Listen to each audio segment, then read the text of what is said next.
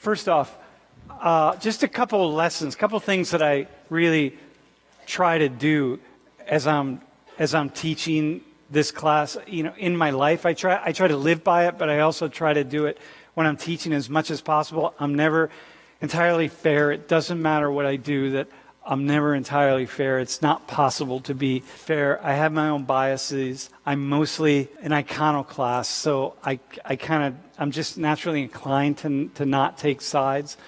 I do have a side about justice or injustice and blind obedience. I have a problem with that, even though I see the benefit of it. But one thing is just really one thing that I've learned in my life is to be really careful about self-promotion.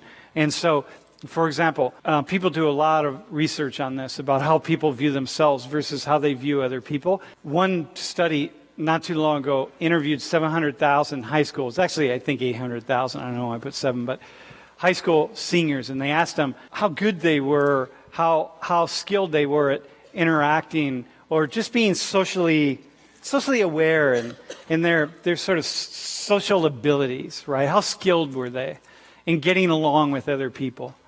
And 99% of the 700,000 people said that they were above average. And 0% of all those high school kids said they were below average. So there's a natural inclination for human beings to elevate ourselves, to see the things that we do as not so bad and the things that other people do as somehow problematic. So, for example, if I get a job because of nepotism, because, I know somebody and my uncle or my grandparent or one of my parents or my neighbor or whatever, they help me in some way, maybe get into a program or get an internship or do something.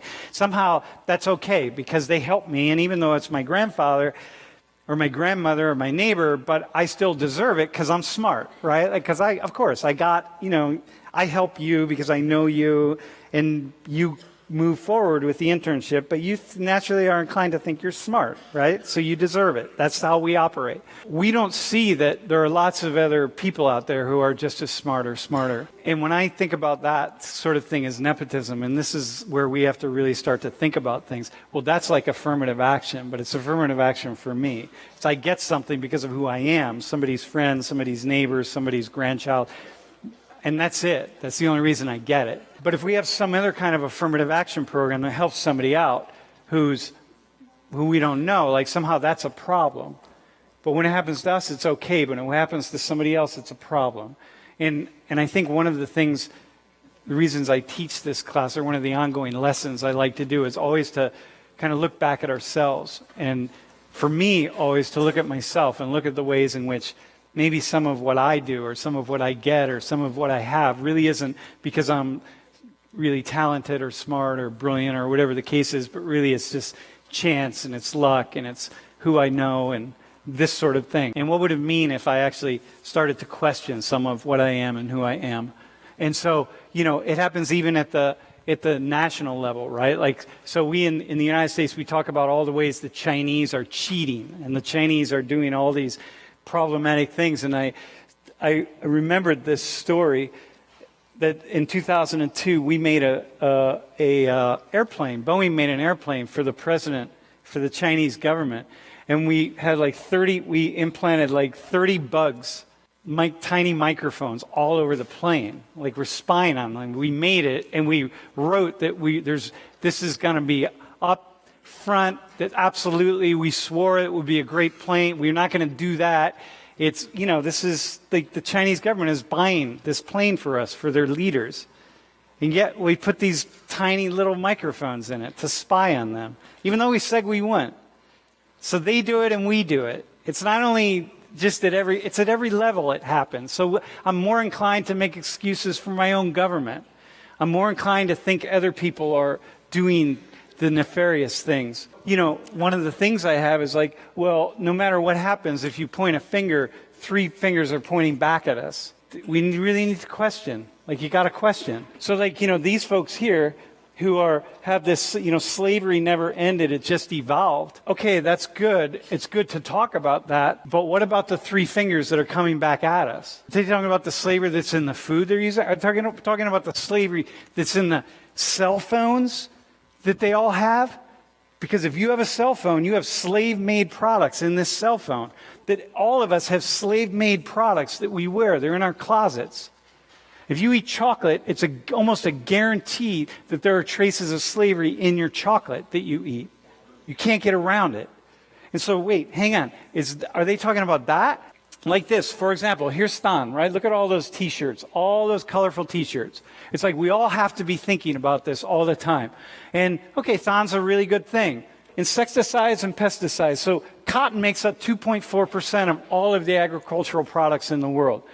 24% of all the insecticides that we make in the world, carcinogenic insecticides, are used on the cotton crop. 11% of the carcinogenic pesticides. And here's how it gets applied in India. Here's how it gets applied in the United States. It's so dangerous that that's what you have to wear in the United States. Here's what you have to wear in India.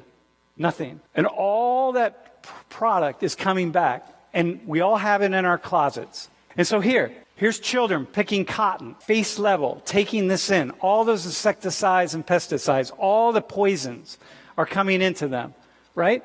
And there's a cancer ward in India with those kids. Getting cancer from all the pesticides and insecticides that are being made to produce cotton, being made to produce the cheap T-shirts, because probably none of those T-shirts are pesticide or insecticide free. Because, we want to raise as much money as possible. So we want to make the money and have these lovely T-shirts, and we want to pass them on, pass the profits on. Like, wait, hang on a second. What is that? Here's kids in India making T-shirts, making clothing. This is essentially slavery. And here's a sweatshop. You see what I mean? So we do good things and bad things happen. And so one of the things that I just insist on for myself is to understand the positive and the negative pieces of everything that I do. So it's like, wow, isn't that amazing that all of these T-shirts that we're buying inexpensively for $2, $3, $4 or whatever it is, inadvertently poison little kids on the other side of the world, and then keep them in sweatshop conditions. And that's why this class, that's what I'm trying to always just go at things so that we have to stop and think about the implications. And then I think, well, why do I do that? Because here's the dominant belief in the world is what Christians call the golden rule. And we see this in every single religious and spiritual tradition in the world. And so, here it is in Islam. Do unto others as you would have them do unto you. In Judaism, if it's hateful to you, it's hateful to your neighbor. In Yoruba, here's the common saying, right? If you're going to use a pointed stick, try it on yourself first. In Christianity, the law of the prophets, the golden rule. In Sikhism, everywhere. Confucianism, everywhere we see it. It's really fairly simple. Just treat other people the way you'd want to be treated. And take responsibility for understanding how other people are treated.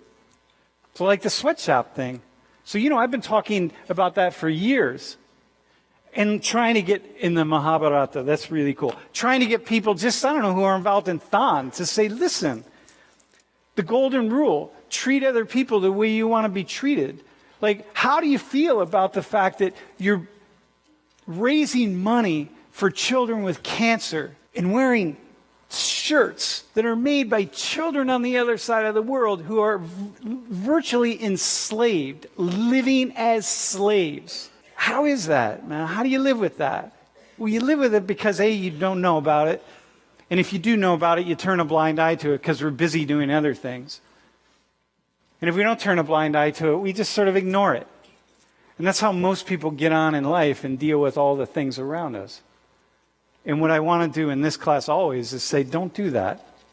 Don't do that. The world is immensely complicated. Stay with the complications.